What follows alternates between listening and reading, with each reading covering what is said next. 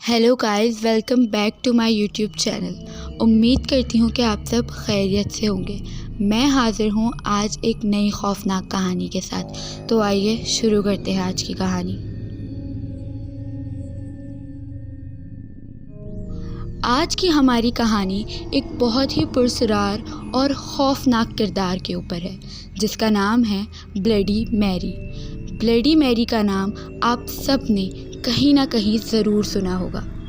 कहा जाता है कि जब कोई शख्स रात के 3-4 बजे के करीब आईने के सामने कमरे की सारी लाइटें बंद करके 3 बार ब्लडी मैरी का नाम पुकारता है तो उसे आईने में ब्लडी मैरी नज़र आती है।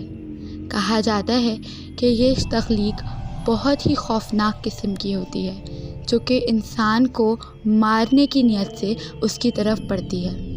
ब्लडी मैरी की शुरुआत होती है कदीम जर्मनी के वक्त से। कहा जाता है कि एक औरत जिसका नाम मैरी था, वो जर्मनी में रहा करती थी।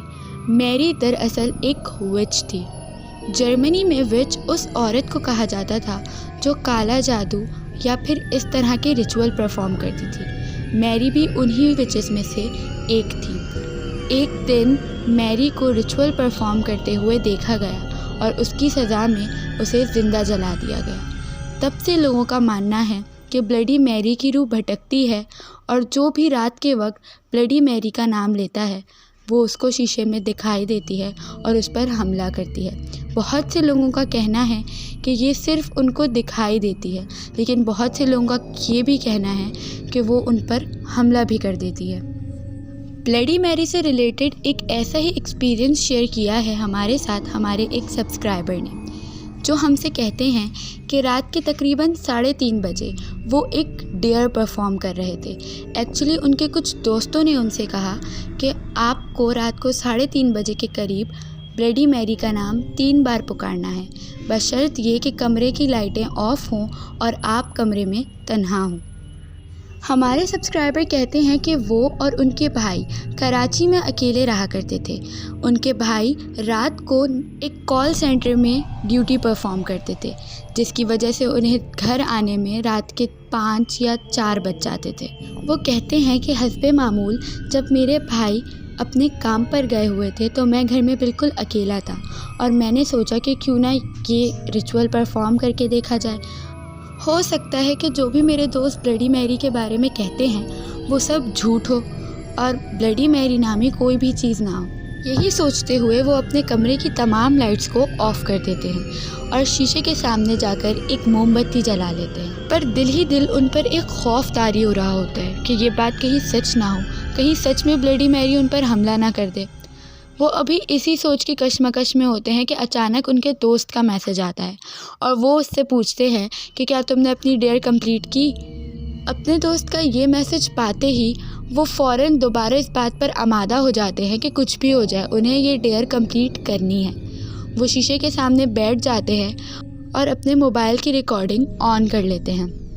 अब वो कमरे में अकेले हैं। कमरे में बिल्कुल अंधेरा है और शीशे के सामने सिर्फ एक मोमबत्ती जल रही है। वो अपने कैमरे की रिकॉर्डिंग स्टार्ट करते हैं और आहिस्ता आहिस्ता 3 बार ब्लडी मैरी का नाम पुकारते हैं, लेकिन 3 बार नाम पुकारने के बावजूद उन्हें शीशे के सामने कोई भी नज़र नहीं आता।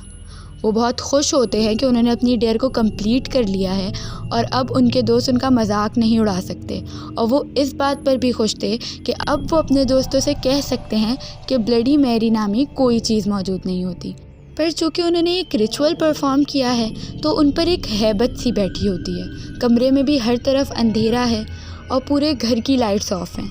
उनको एक अनजाना सा खौफ महसूस हो रहा होता है। वो भी अपनी रिकॉर्डिंग कर ही रहे होते हैं कि अचानक ज़ोर से दरवाज़े पर दस्तक होती है। उनको ऐसे लगता है कि उनके कमरे का दरवाज़ा किसी ने बजाया है। वो जैसे ही अपने कमरे का दरवाज़ा खोलते हैं तो सामने कोई नहीं होता।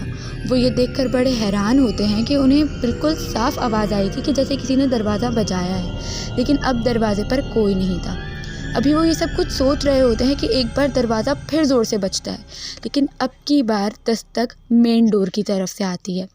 वो डरते डरते दरवाज़े की तरफ जाते हैं और सोचते हैं कि दरवाज़ा खोलूं या ना खोलूं। उनके दिमाग में बार बार वही ब्लडी मैरी चल रहा होता है। वो सोचते हैं कि कहीं यहाँ से वो मुझ पर हमला ना कर दे, लेकिन फिर वो सोचते हैं कि वो औरत तो सिर्फ शीशे में नज़र आती है, यहाँ पर उसका कोई काम नहीं। वो एक बार फिर दरवाज़ा खोलने की कोशिश करते हैं, लेकिन फिर रुक जाते हैं, यही सोचते हुए कि अगर सच में बाहर ब्लडी मैरी ही हुई तो क्या होगा। अभी वो अपने ख़यालों की यही जंग लड़ रहे होते हैं कि दरवाज़ा एक बार फिर ज़ोर से बजता है। अब वो हिम्मत करके दरवाज़ा खोल देते हैं और वो सामने देखते हैं कि उनके भाई खड़े हैं। वो अपने भाई से पूछते हैं कि आप इतनी जल्दी आ गए। उनके भाई उनसे कुछ नहीं कहते और अंदर की तरफ बढ़ते हैं। वो कहते हैं कि जब मैंने अपने भाई की हालत देखी तो मुझे ज़रा सा खौफ महसूस हुआ, क्योंकि मेरे भाई की आंखें शदीद लाल हो रही थीं, जैसे वो किसी बात पर बहुत गुस्सा हो। मैं अपने भाई की तरफ बढ़ता हूँ, लेकिन फिर मुझे ख़याल आता है कि मैं तो रिकॉर्डिंग कर रहा था।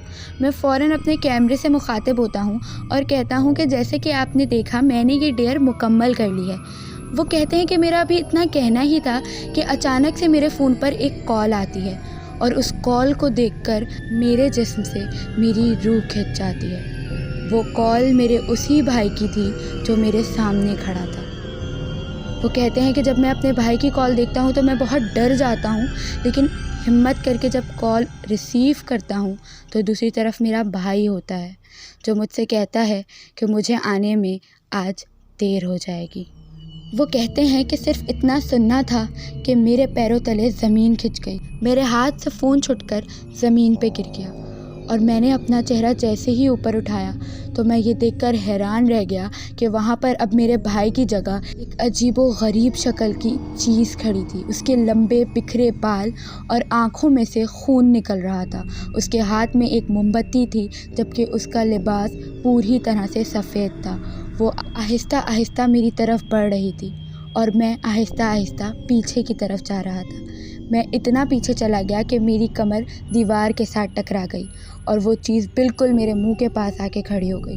वो कहते हैं कि वो मंज़र इतना खौफज़दा था कि मैं उसकी ताब ना ला सका और बेहोश हो गया। जब मुझे होश आया तो मेरे भाई मेरे पास थे और मैंने अपने भाई को मेरे साथ हुआ पूरा मामला बताया। तो मेरे भाई ने कहा कि वो जब घर आए तो उन्होंने मुझे बेहोश पाया था।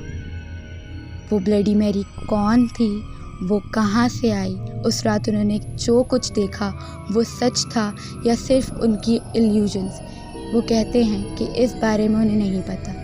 लेकिन जब भी वो ये सब कुछ सोचते हैं तो आज भी उनकी रूह कांप जाती है। तो ये थी हमारी आज की कहानी। अगर आपको हमारी कहानियाँ पसंद आ रही हैं तो हमारी वीडियो को लाइक करें, चैनल को सब्सक्राइब करें, बेल आइकन को हिट कर दें और कमेंट सेक्शन में हमें बताएं। इसके अलावा अगर आप अपने पर्सनल खौफनाक एक्सपीरियंस हमसे शेयर करना चाहते हैं तो मैं अपने इंस्टाग्राम का लिंक डिस्क्रिप्शन बॉक्स में दे दूँगी। आप वहाँ से हमें अपनी खौफनाक कहानी सुना सकते हैं। अपना बहुत सा ख्याल रखिए। Stay safe. Good bye.